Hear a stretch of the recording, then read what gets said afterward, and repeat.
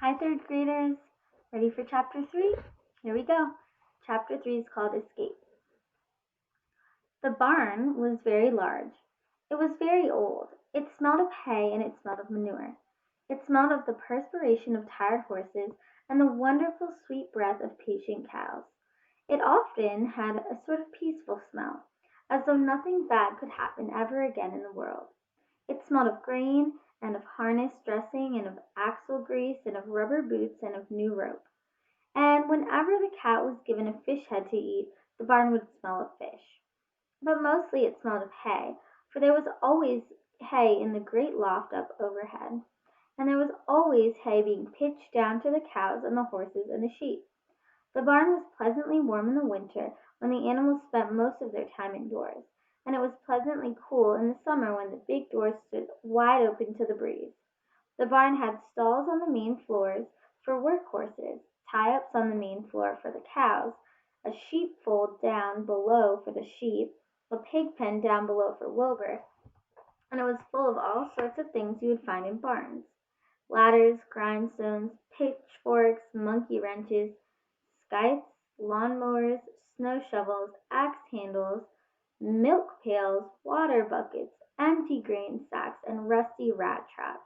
It was the kind of barn that swallows like to build their nests in, and it was the kind of barn that children like to play in. And the whole thing was owned by Fern's uncle, Mr. Homer L. Zuckerman. Wilbur's new home was in the lower part of the barn, directly underneath the cows. Mr. Zuckerman knew that a manure pile is a good place to keep a young pig. Pigs need warmth, and it was warm and comfortable down there in the barn cellar on the south side. So here's a picture of Wilbur in his barn. Fern came almost every day to visit him. She found an old milking stool that had been discarded, and she placed the stool in the sheepfold next to Wilbur's pen. Here he sat quietly during the long afternoons, thinking and listening and watching Wilbur. The sheep soon got to know her and trust her. So did the geese, who lived with the sheep. All the animals trusted her, and she was quite friendly. Mr. Zuckerman did not allow her to take Wilbur out, and he did not allow her to get into the pig pen. So here's a picture of her watching Wilbur. But again, she's not allowed to go in, just watching. But he told Fern that she could sit on the stool and watch Wilbur as long as she wanted to. It would make her happy just to be near the pig, and it made Wilbur happy to know that she was sitting there right outside his pen. But he never had any fun. No walks, no rides, no swims. One afternoon in June, when Wilbur was almost 2 months old, he wandered out to his small yard outside the barn. Fern had not arrived for her usual visit. Wilbur stood in the sun feeling lonely and bored. "There's never anything to do around here," he thought. He walked slowly to his food trough and sniffed to see if anything had been overlooked at lunch. He found a small strip of potato skin and ate it. His back itched, so he leaned against the fence and rubbed it into the boards. When he tired of this, he walked indoors, climbed to the top of the manure pile, and sat down. He didn't feel like going to sleep. He didn't feel like digging. He was tired of standing still, tired of lying down. "I'm less than 2 months old, and I'm tired of living," he said. He walked out to the yard again. "Well, I'm out here," he said. "There's no place to go but in. When I'm indoors, there's no place to go but out in the yard." "That's where you're wrong, my friend," said a voice. Wilbur looked through the fence and saw the goose standing there. "You don't have to stay in that dirty little, dirty little, dirty little yard," said the goose, who talked rather fast. "One of the boards is loose. Push on it, push, push, push on it, and come on out." "What?" said Wilbur. "Say it slower." At the risk of repeating myself," said the goose, "I suggest you come out. It's wonderful out here." "Did you say a board was loose?"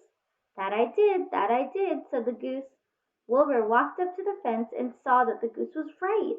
One board was loose. He put his head down, shut his eyes, and pushed. The board gave way. In a minute He squeezed through the fence and was standing in the long grass outside his yard. The goose chuckled. "How does it feel to be free?" she asked. "I like it," said Wilbur. "That is, I guess I like it." Actually, Wilbur felt weird to be outside his fence, and nothing between him and the big world. "Where do you think I'd better go?" "Anywhere you like, anywhere you like," said the goose. "Go down through the orchard, root up the sod, and go down to the garden, dig up the radishes, root up everything, eat grass, look for corn, look for oats, run all over, skip and dance, jump and prance, go down through the orchard and stroll in the woods. The world is a wonderful place when you're young." "I can see that," replied Wilbur. He gave a jump in the air, twirled, and ran a few steps, stopped, looked all around, sniffed the smells of afternoon, then set off walking down through the orchard. Pausing in the shade of an apple tree, he put his strong snout into the ground and began pushing, digging, and rooting. He felt very happy. He had plowed up quite a piece of ground before anyone noticed him. Mrs. Zuckerman was first to see him. She saw him from the kitchen window and immediately shouted for the men. "Homer!" she cried. "Pigs out! Lurvy, pigs out! Homer, Lurvy, pigs out! He's down there under that apple tree." "Now the trouble starts," thought Wilbur. "Now I'll catch it." The goose heard the racket and she too started hollering. "Run, run, run, downhill, make for the woods!" she shouted to Wilbur. "They'll never, never, never catch you in the woods." The cocker spaniel heard the commotion and he ran out from the barn to join the chase. Mr. Zuckerman heard and came out of the machine shed where he was mending a tool. Lurvy, the hired man, heard the noise and came up from the asparagus patch where he was pulling weeds. Everybody walked toward Wilbur, and Wilbur didn't know what to do. The woods seemed a long way off, and anyway he'd never been down there to the woods and wasn't sure that he would like it. "Get around behind him, Lurvy," said Mr. Zuckerman, "and drive him toward the barn. And take it easy, don't rush him, and I'll go get a bucket of slops." The news of Wilbur's escape spread rapidly among the animals in the place. Whenever any creature broke loose on Zuckerman's farm, the event was of great interest to the others. The goose shouted to the nearest cow that Wilbur was free, and soon all the cows knew. Then one of the cows told one of the sheep, and soon all the sheep knew. Then the lambs heard about it from their mothers. The horses in their stall barn pricked up their ears and heard that the goose was hollering, and soon the horses had caught on to what was happening. "Wilbur's out," they said. Every animal stirred and lifted its head and became excited to know that one of his friends had got free and was no longer pinned up or tied fast. Wilbur didn't know what to do or which way to run. It seemed as though everybody was after him. "If this is what it's like to be free," he thought, "I believe I'd rather be penned up in my own yard." The cocker spaniel was sneaking up on him from one side. Lurvy, the hired man, was sneaking up on him from the other side. Miss Zuckerman stood ready to head him off for where he started in the garden, and now Mr. Zuckerman was coming down toward him carrying a pail. "This is really awful," thought Wilbur. "Why doesn't Fern come?" He began to cry. The goose took command and began to give orders.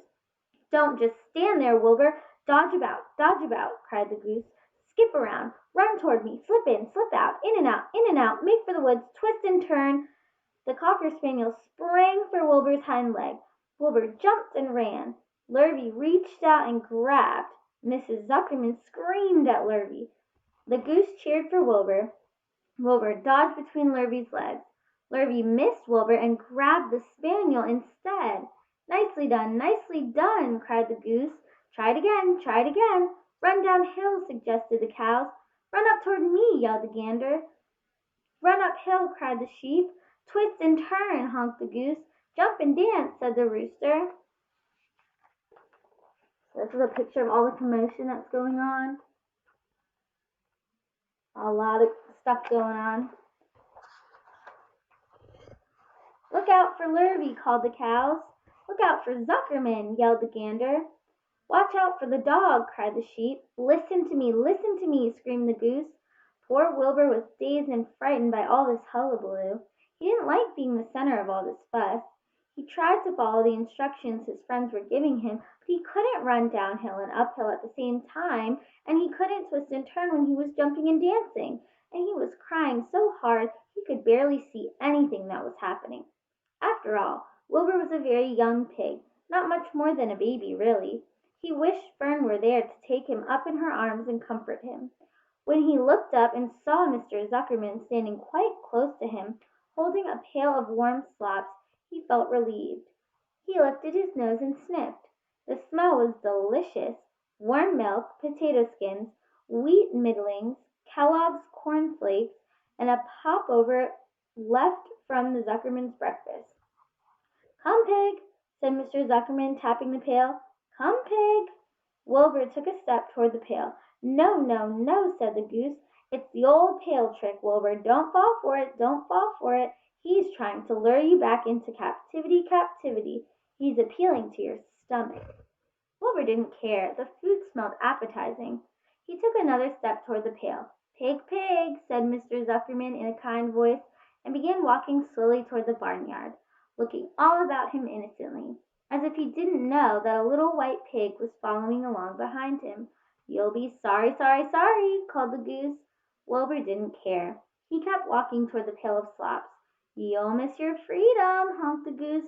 "An hour of freedom is worth a barrel of slops." Wilbur didn't care. When Mr. Zuckerman reached the pig pen, he climbed over the fence and poured the slops into the trough. Then he pulled the loose board away from the fence so that there was a wide hole for Wilbur to walk through. "Reconsider! Reconsider!" cried the goose. Wilbur paid no attention. He stepped through the fence into the yard. He walked to the trough and took a long drink of slops, sucking in the milk hungrily, and chewing the popover. It was good to be home again. While Wilbur ate, Lurvy fetched a hammer and some 8-penny nails, and nailed the board in place. Then he and Mr. Zuckerman leaned lazily on the fence, and Mr. Zuckerman scratched Wilbur's back with a stick. "He's quite a pig," said Lurvy. "Yes, he'll make a good pig," said Mr. Zuckerman. Wilbur heard the words of praise. He felt the warm milk inside of his stomach. He felt the pleasant rubbing of the stick along his itchy back. He felt the peaceful and happy and sleepy. This had been a tiring afternoon. It was still only about 4 o'clock, but Wilbur was ready for bed. "I'm really too young to go out into the world alone," he thought as he lay down. So that's chapter 3. I will see you all tomorrow for chapter 4.